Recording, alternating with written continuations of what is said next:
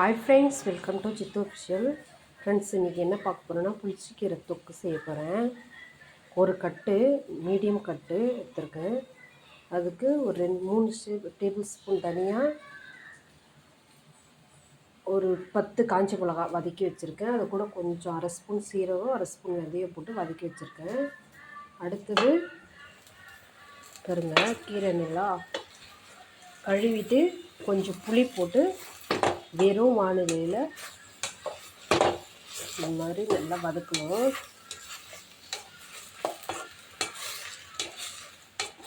கீரை கூட எப்போவுமே கொஞ்சம் புளி சேர்த்துங்க, அப்போ தான் கீரைன்னா புளிப்பாக இருக்கும். அப்போ நம்ம புளி போட்டால் இன்னும் கொஞ்சம் புளி இது கூட சேர்த்தேன்னா கூடுதல் சுவையாக இருக்கும். கீரை நல்லா வதங்கட்டும், அப்புறம் பார்க்கலாம். நீங்கள் பாருங்கள், கீரை நல்லா வதங்கிடுச்சு. இளங்கீரையாக இருந்தால் இதுலேயே அப்படி மசிச்சு விட்டுடலாம் கரண்டியாலேயே.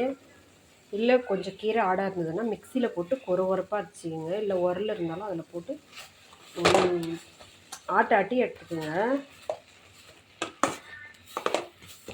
இது கொஞ்சம் இளங்கீரை தான்,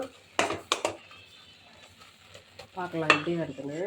இப்போ இது நல்லா வேகட்டும். அதுக்குள்ளேயே நம்ம அரைச்சி வச்சுருந்த, நம்ம ரோஸ்ட் பண்ணி வச்சுருந்தா காஞ்ச மிளகாவும் தனியாகவும் மிக்சியில் போட்டு கொரப்பாக அரைச்சி எடுத்துன்னு வந்துடலாம். இங்கே பாருங்கள், அரைச்சின்னு வந்துட்டேன். இப்போ எனக்கு புளிச்சக்கீரையும் ஓரளவுக்கு தான் வெந்திருக்கு. அதனால் நான் மிக்சியில் போட்டு இதே ஜாரில் போட்டு ஒரு ஓட்டி தாளிக்கும் போது காட்டுறேன். பாருங்கள், மிக்சியில் விட்டு ஒரு ஓட்டு வச்சுக்கோங்க. இது நம்ம அரைச்ச பொடியும் தனியாக வச்சுருக்கேன். இப்போது எப்படி செய்கிறதுன்னு பார்க்கலாம் வாங்க. ஒரு வானிலையில் கொஞ்சம் அதிகமாகவே எண்ணெய் விட்டுங்க. அதுக்கப்புறம் ஒரு 10 பல் பூண்டு எடுத்து நசுக்கி வச்சுருக்கேன். வாங்க தாளிச்சிக்கலாம். தேவையான அளவு கடுகு போட்டுங்க. கடுகு நல்லா பொரியட்டும். இப்போ கடுகு நல்லா பொரிஞ்சிச்சு. ஒரு 2 காஞ்ச மிளகா போட்டுங்க. ஒரு குச்சி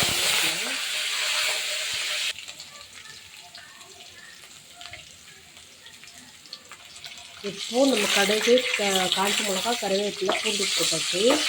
நல்லா சவக்க வதக்கட்டும்.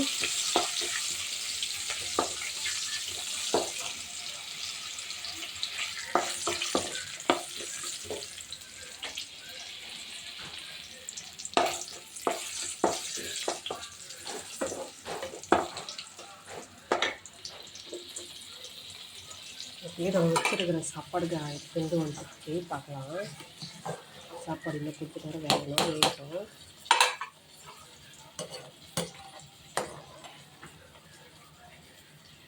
இப்போ நல்லா ப்ரௌன் கலரில் வந்துடுச்சு. இப்போ இந்த ஸ்டேஜில் கொஞ்சம் பெருங்காயத்தூள் சேர்த்துக்க.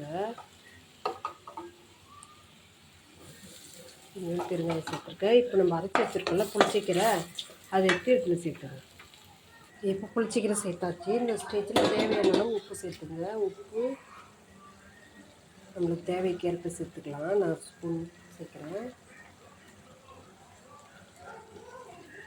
சேர்த்தாச்சு. இப்போ நல்லா எண்ணெய் சுருண்டு வர வரையும் வதங்கட்டும்.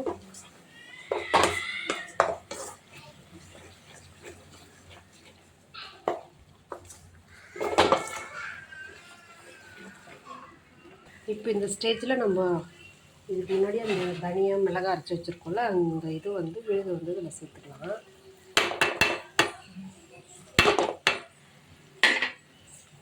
சேர்த்துட்டு நல்லா கலந்து விடுங்க.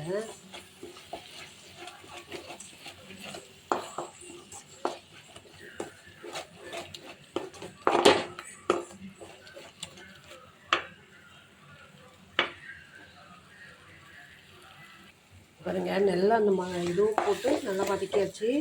அவ்வளோதான், புளிச்சக்கீரை தொக்கு ரெடி.